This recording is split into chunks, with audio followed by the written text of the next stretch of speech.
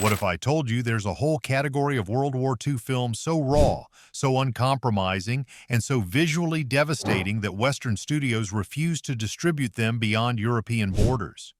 These aren't the sanitized Hollywood blockbusters you've seen 1,000 times. These are the forbidden masterpieces that changed cinema forever. Today, we're counting down the most graphic, most brutal, and most controversial World War II films that America tried to keep from you. Number 7. Come and See, 1985.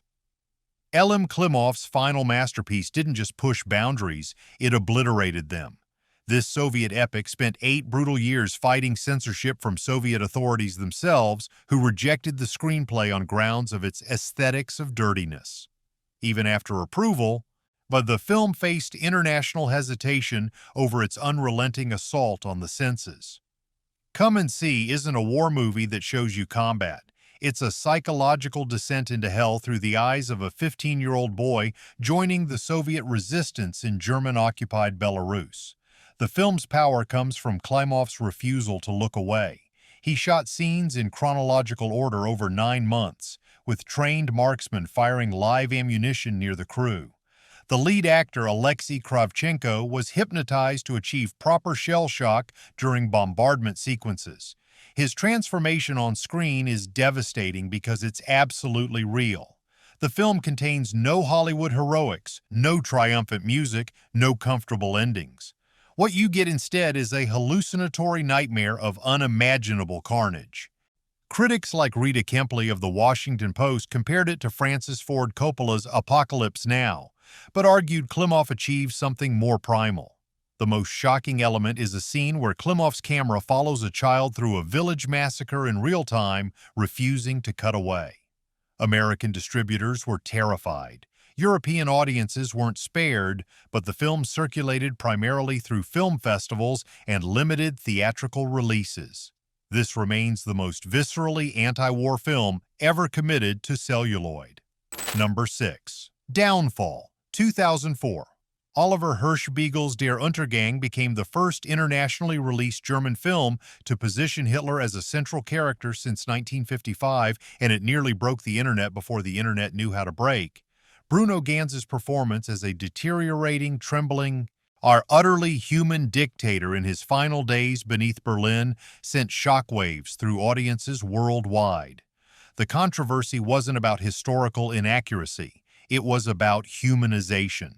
Critics and audiences erupted over whether showing Hitler as a man who loved his dog and displayed moments of tenderness somehow excused his monstrous regime. European critics engaged in profound debates about the ethics of portraying evil as human. American distributors gave it an extremely limited release, nervous about how audiences would react to such an unflinching portrayal of Nazi brutality alongside moments of bizarre domesticity.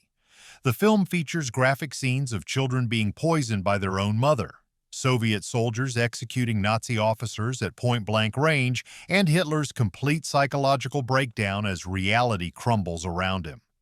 What made it particularly controversial was the production's commitment to authenticity.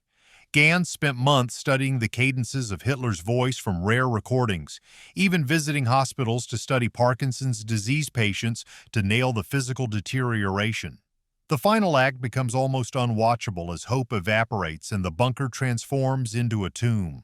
The film grossed over 90 million worldwide, but in America it arrived with warnings and ratings designed to keep audiences away. European film societies embraced it as necessary cinema. Number 5. Stalingrad, 1993. Joseph Vilsmeyer's Stalingrad arrived as an absolute gut punch, depicting the legendary battle from the German viewpoint with unflinching brutality that made Western distributors profoundly uncomfortable. This isn't a pro-German propaganda piece. It's actually anti-war to its marrow. The film follows a small group of German soldiers through the frozen hell of the Eastern Front, where casualties mounted into the millions and humanity dissolved into survival instinct. Vilsmeyer shot on location in actual Russian steppes under Arctic conditions, with temperatures dropping low enough to endanger the crew. The battle scenes are astonishingly graphic. Soldiers literally step over the corpses of friends minutes after they've fallen. There's no heroism here, no rousing speeches, no moral clarity, just desperate men freezing, starving, and dying for a lost cause. American studios worried that showing German soldiers as sympathetic human beings would alienate audiences still processing World War II mythology.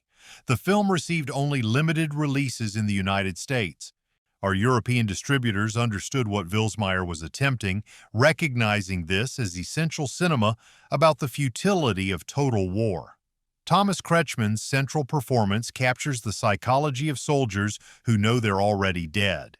The cinematography is deliberately desaturated, draining color from the landscape until everything appears as pale as bone. Soviet and Polish distributors initially resisted the film's German perspective, but eventually recognized its absolute authenticity. This stands as perhaps the most realistic portrayal of the Eastern Front ever filmed. Number 4. The Bridge on the River Kwai, 1957.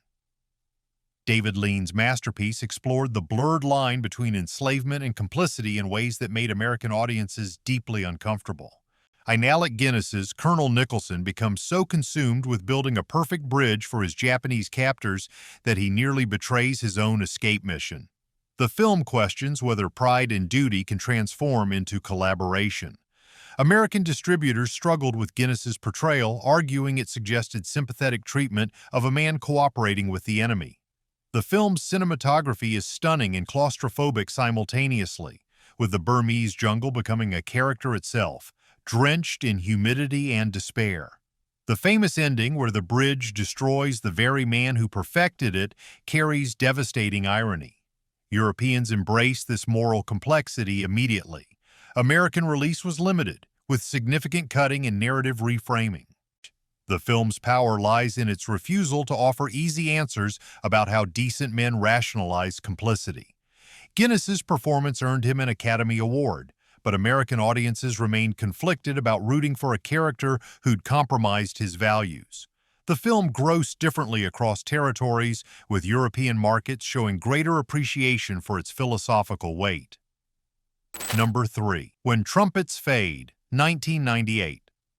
This HBO production depicted the Battle of Hurtgen Forest, one of history's most pointless and devastating engagements, with brutal honesty that American theatrical distributors refused to touch. Ron Eldard plays a reluctant private thrust into command when his entire unit gets massacred. And the battle itself became a meat grinder where tens of thousands died capturing terrain that held zero strategic value. The film refuses to romanticize any aspect of the fighting. Rain turns the forest floor into mud and blood. Soldiers die screaming without reason. Ron Eldard's performance captures the psychological breaking point of someone forced to make impossible decisions with no right answers. Viewers who watched it described it as more realistic than Saving Private Ryan. The opening bombardment shows nothing but terror and disorientation. There are no clear enemy faces to hate, no moment where violence feels justified. American theatrical chains wouldn't book it. HBO distributed it directly to cable audiences, limiting its cultural footprint. European distributors recognized it as vital cinema about the forgotten horror of secondary battles. The film's refusal to provide cathartic moments of heroism proved controversial in the United States.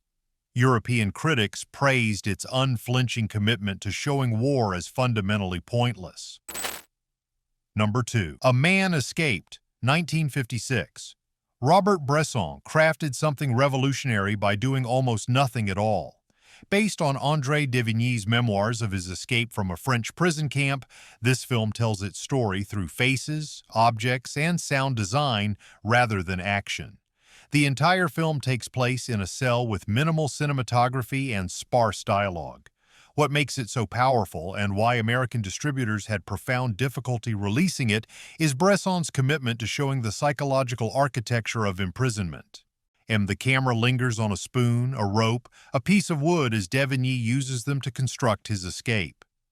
Every object becomes a character. Every moment of stillness carries unbearable tension.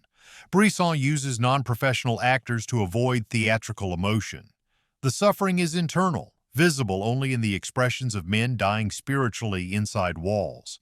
American studios argued audiences wanted action and spectacle. European art house circuits understood Bresson was creating cinema poetry about the human will to survive. The film gained cult status in Europe but remained obscure in America for decades. Its influence on later films became immeasurable, but theatrical distribution remained limited.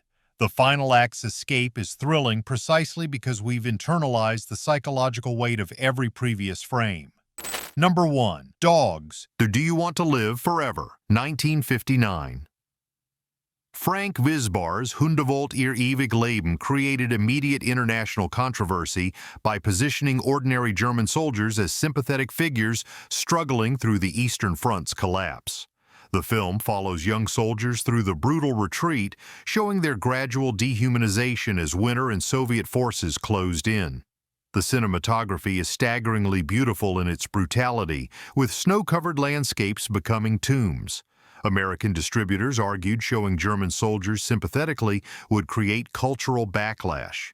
The film won multiple German film awards for Best Direction and Cinematography, earning international recognition at film festivals.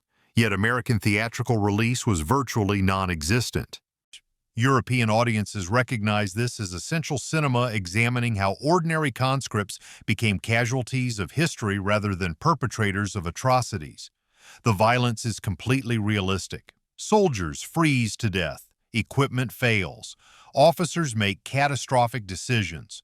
No one profits from the war except death itself. The film's central insight destroys American mythology about clear moral victory. Enemies are just men, and their suffering is as real as any Allied soldiers. European film societies toured the film. Art house cinemas in major cities showed it to limited audiences. American mainstream distribution never materialized. The film demonstrates how cinema can make viewers uncomfortable with their own moral certainty. Here's the controversial question. Why does American cinema fear showing humanity on the enemy side? Can these 7 films prove that Europe understood something we're still resisting? They knew that real anti-war cinema requires moral complexity, that true horror comes from understanding our enemy's humanity, not denying it. The graphic violence in these films serves a purpose. It doesn't glorify conflict. It obliterates the myth of heroic war. Which of these disturbing masterpieces have you actually seen? Have you been conditioned to avoid European cinema about World War II? Or do you actively seek out films that challenge your comfort? Sound off in the comments, and drop a like if you're brave enough to watch cinema that refuses to let you feel good about violence.